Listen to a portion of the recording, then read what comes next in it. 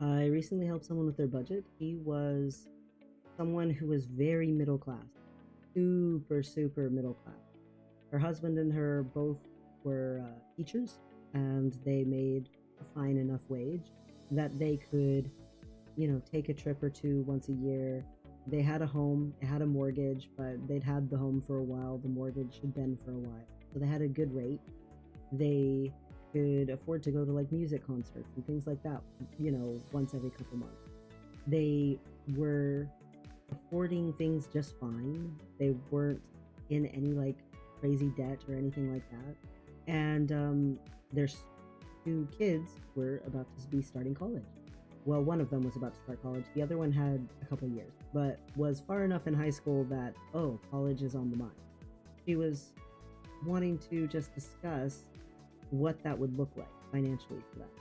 On top of that, a couple of years ago, one of her parents passed away, and her other parent was requiring more care and attention since that had happened.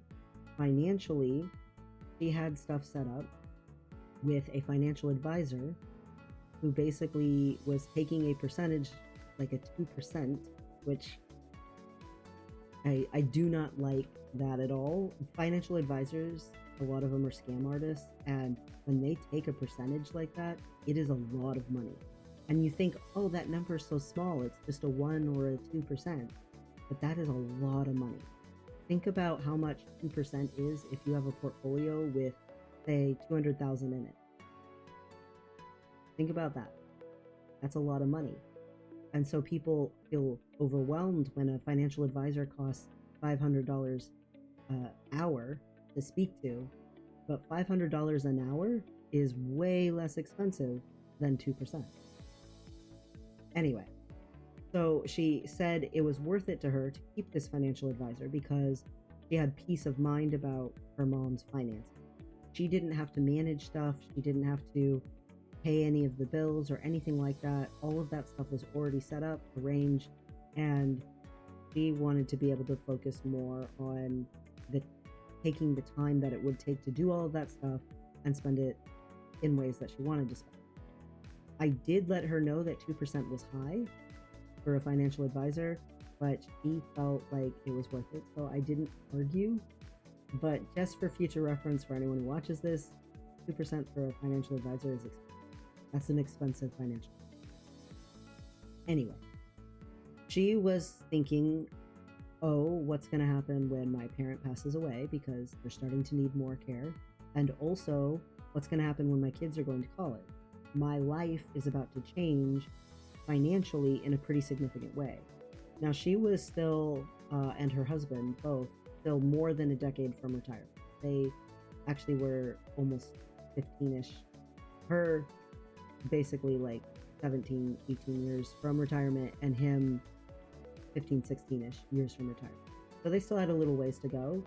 She needed her finances to shift because A, she's helping take care of her parent, and also she wanted to contribute to college. And she told her kids, I can't afford to pay for all of it if you go out of state. But if you go in state and we get the discount from you going to a state college, I will maybe be able to help pay for all of it. Her oldest kid decided to go out of state, but because he knew that, he had already discussed it with him, he got himself a nice scholarship, and so it's basically going to cost her around what it would have cost her to contribute to a state college. So that worked out. Good for him. But she actually has enough money to help contribute to her kids' college fund. Like, she's super middle class. We just went over things. She didn't make any crazy decisions throughout life with her finances. Her and her husband were pretty much just sort of stable, and they got married really young, were able to rely on each other really young, got a really stable kind of job where they were able to get tenure and not have to worry about ever losing their jobs, and just kind of steadily plodded along in that kind of a way. The other thing that really worked out for her is she was born in Europe, in a pretty wealthy country, and so when she was raised and grew up and stuff, she was able to not live in a way that had lack. And so he came into an adulthood having experienced better financial standards than someone who had grown up in poverty would have, or someone working class. Her parents were also very middle class, but European middle.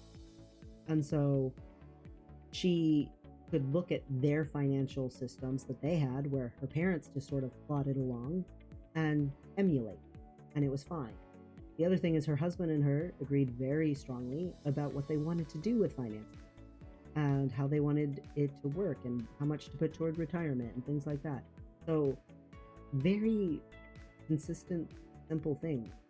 In actuality, she doesn't have to change that much, even though she's going to be spending this extra money to help her kids go to college. So she's going to be taking less vacations, and she's going to be going to concerts and such things less often. She's only going to be able to do that, vacation maybe once a year or once every 2 years. And she's going to be doing, the concerts and things like that maybe once every 4 months or 5 months instead of once every 2 months or once a month. Otherwise, her life's not really changing that much. She's still going to have the same grocery budget for the most part, same house, same mortgage. The mortgage is more than halfway paid off. Like, very, very American dream kind of lifestyle, I feel like. And the thing is, I wish more people could have that. I have so many people that I do budgeting with, and they're in crisis. They're anxious. They're terrified about it. And the thing is, she was still anxious because it was change. Financial change is scary, but she didn't really have much that was drastic or that was going to be like this big, daunting, horrible thing. She had to cut back a little bit on a couple things. And otherwise, her lifestyle, for the most part, would be pretty similar. Can you imagine how much less stress life would be for people if more people had that option?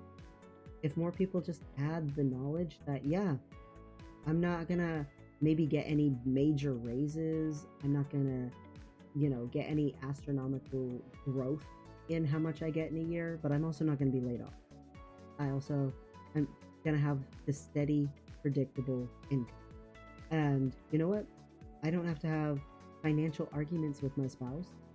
I have money toward retirement. I can actually take a vacation once in a while. Like, I have housing security. My kids will actually be able to get an education. Can you imagine how stable that is? Like, how contented that is? There's a reason the American dream is the dream. It's because it would be so comfortable. But the problem is it's so far out of reach for most people. It's the lucky ones who get to live like that. And I say the lucky ones who get to live like that, and I've met multimillionaires. I think about how stressed out most of them are that I've met, how much they really, really need some therapy. And I look at her and how much less bogged down by a bunch of stressful things her life is. It's just kind of content. It's not exuberant, and it's not any kind of extremes of, utter bliss or something, but it's low stress.